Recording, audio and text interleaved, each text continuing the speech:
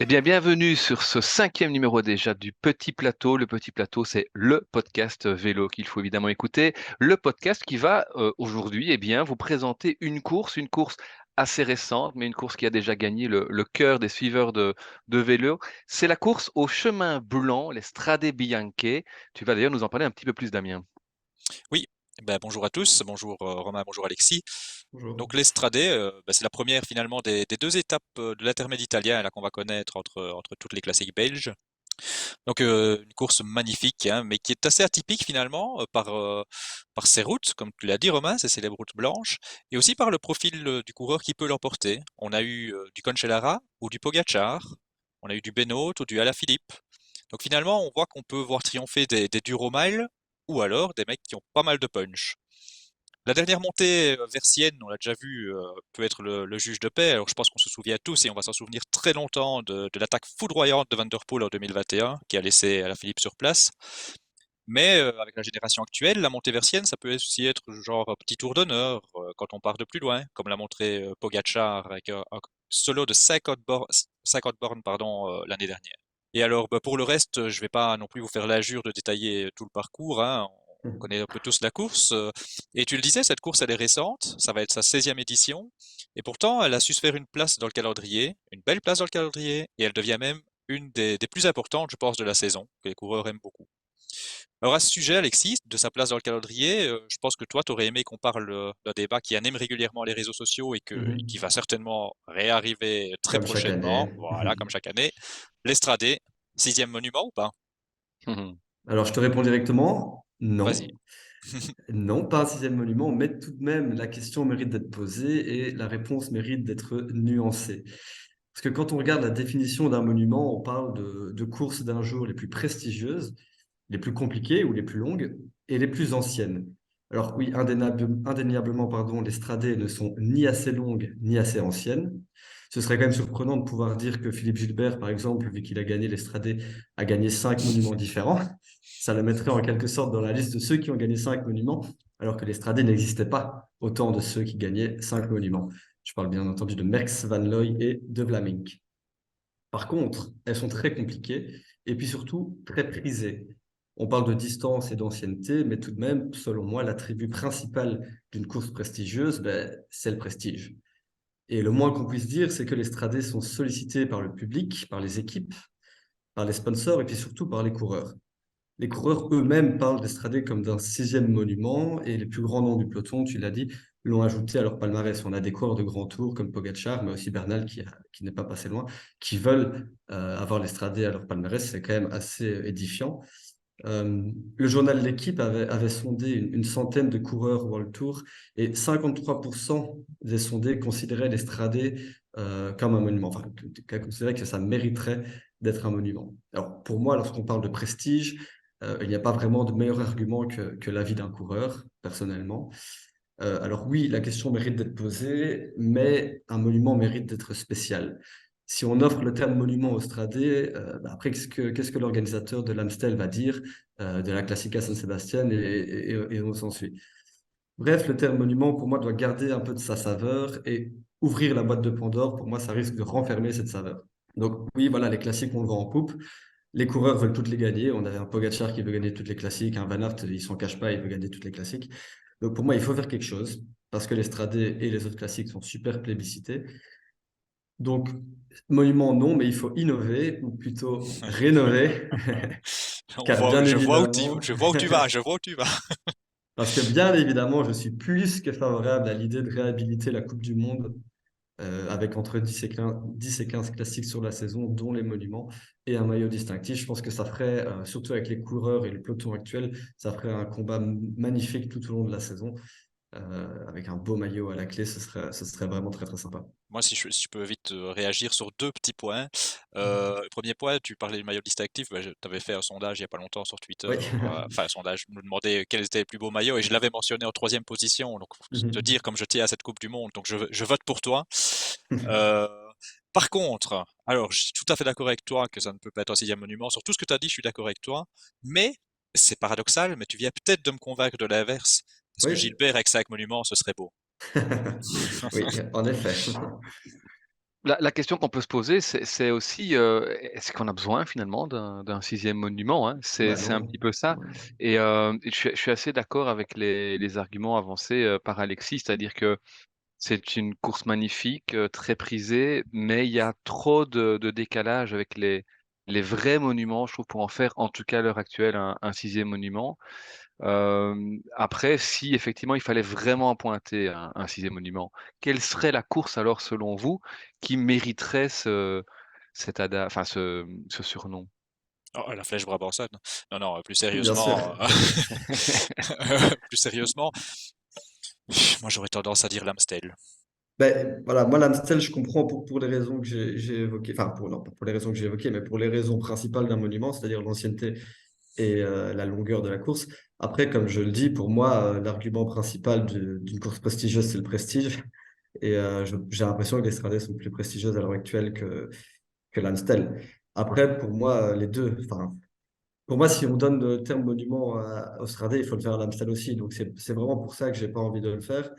Euh, mais que j'ai quand même envie de marquer le coup, parce que moi j'entends par-ci par-là que un coureur qui gagne l'Amstel ou l'Estradé, c'est pas forcément important dans un palmarès, je suis pas du tout d'accord. Donc voilà, pour moi il faut marquer le coup et redonner un peu de prestige au classique non monument en faisant une Coupe du Monde par exemple. Et voilà, on ouvre déjà la boîte de Pandore, comme tu le disais finalement. Donc on passe de ce Amstel, mais si Amstel, Stradé, et moi si on me dit Stradé, ben pourquoi pas San Sebastian, ou une course qu'on n'a Ouais, pas tout à encore fait. nommée, Paris-Tours, ou et alors, on ne sait pas où on s'arrête. Exact. Toi Romain, si tu devais en choisir une. Bah, ce serait l'Amstel aussi, pour, sa place dans le calendrier, pour son palmarès, pour son profil. Je trouve qu'il y a beaucoup d'arguments, en tout cas, j'en vois plus pour l'Amstel que pour l'Estradé, qui en ferait effectivement un candidat, à un 6e monument.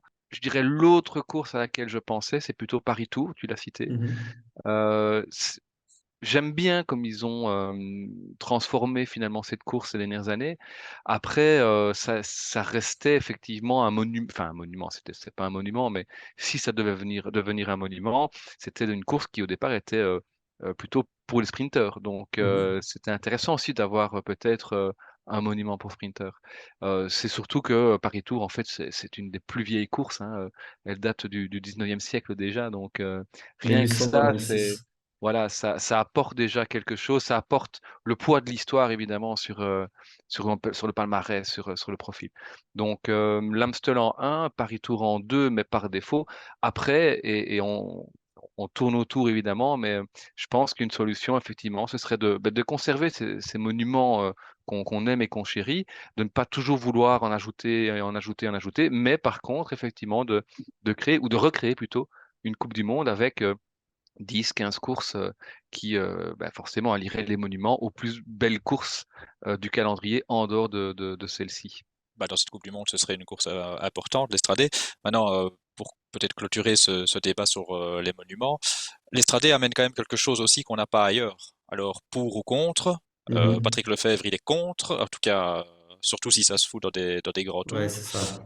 Mais ça amène débat et ça peut apporter quelque chose. Et toi, Romain, je sais que hein, tu as un avis enfin, tu as un avis sur la question des chemins de terre qu'on voit de plus en plus finalement. On a vu que la nouvelle Ouais. classique espagnole là peut faire l'Estradé à l'espagnol finalement. C'est vrai que c'est quelque chose qui va, certainement pas à contre-courant de la société, au sens général. C'est-à-dire que de plus en plus le gravel se développe, au niveau, des cyclos, mais aussi au niveau professionnel. On sait que maintenant il y a, Mhm, bah, une coupe du monde justement, hein, de gravel je pense, qui s'organise.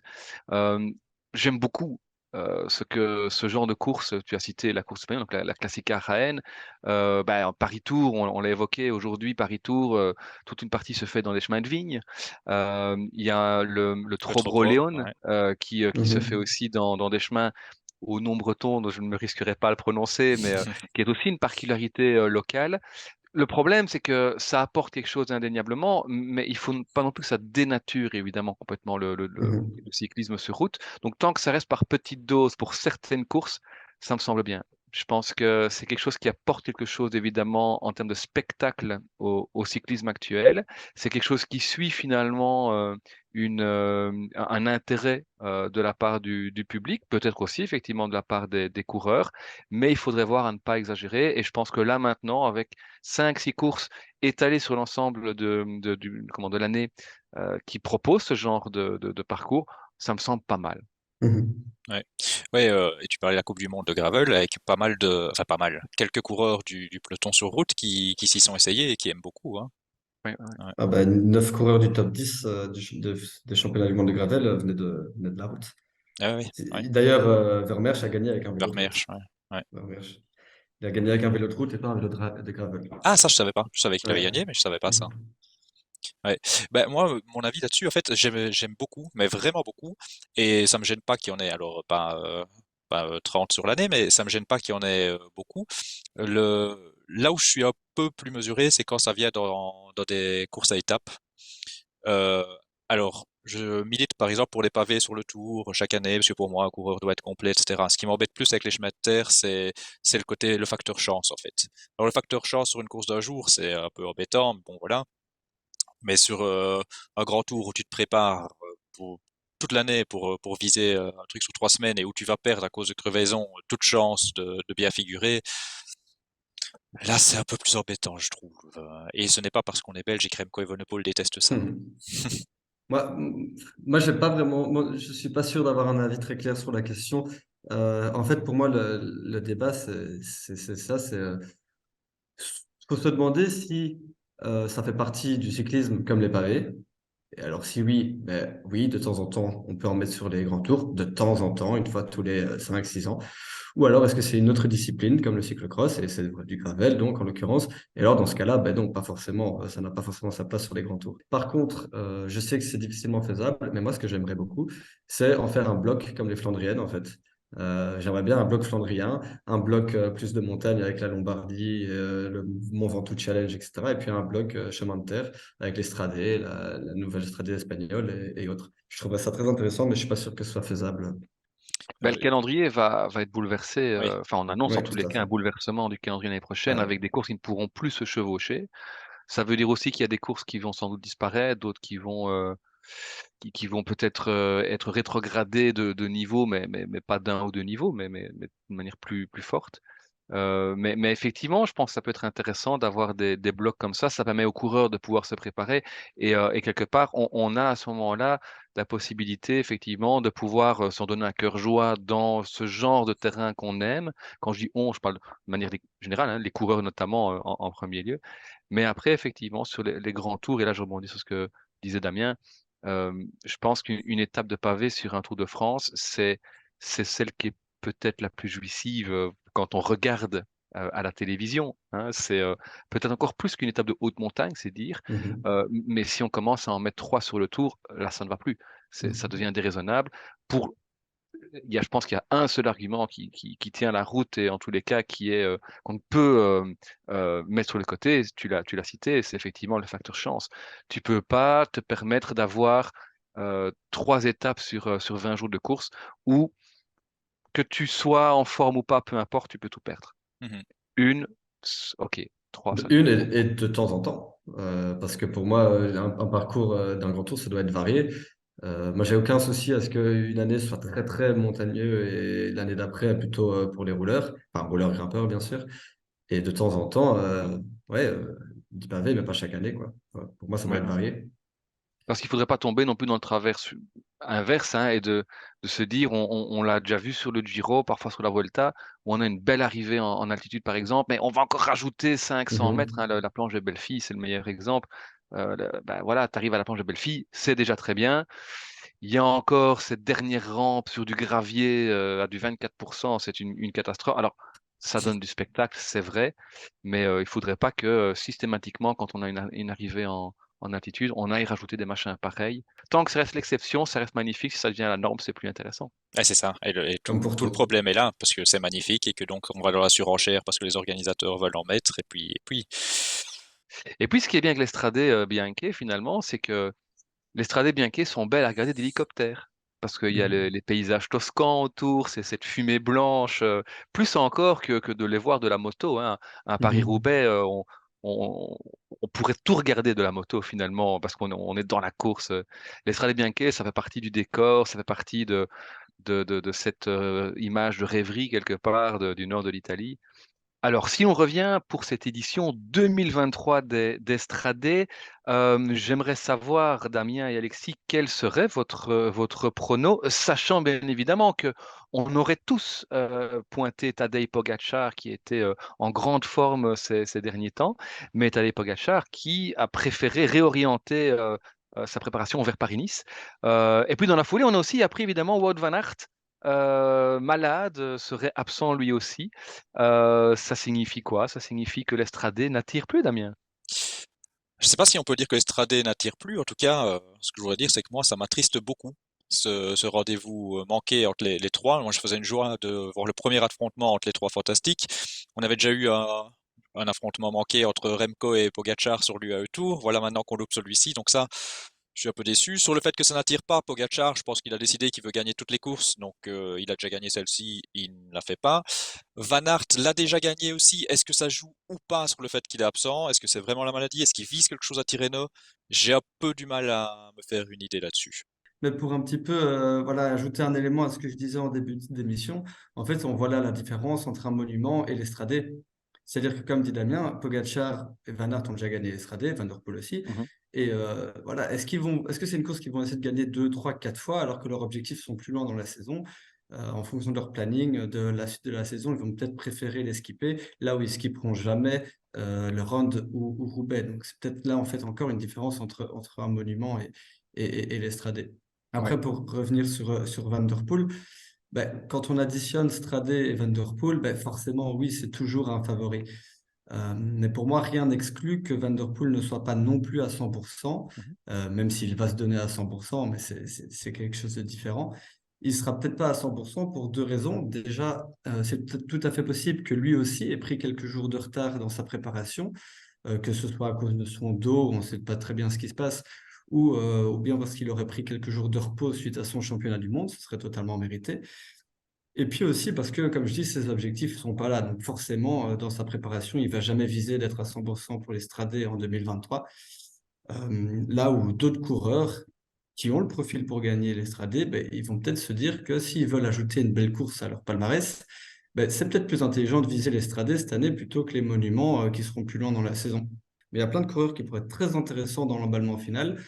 Là où, voilà, si Van der Poel n'est pas à 100% et qu'il explose pas tout à 60 km de l'arrivée, ça promet une course très ouverte avec beaucoup de gars qui vont peut-être être à 100% et être là dans le final. Oui, Et l'occasion effectivement pour d'autres coureurs de se montrer, hein, et de pouvoir revendiquer justement une course qui n'est peut-être pas effectivement un monument, mais qui reste une course très, très populaire et très prestigieuse.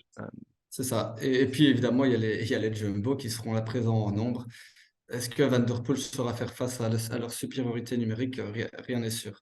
Damien, est-ce que parmi justement ces outsiders, il y en a que tu verrais justement profiter de l'absence des autres pour se montrer, pour s'illustrer?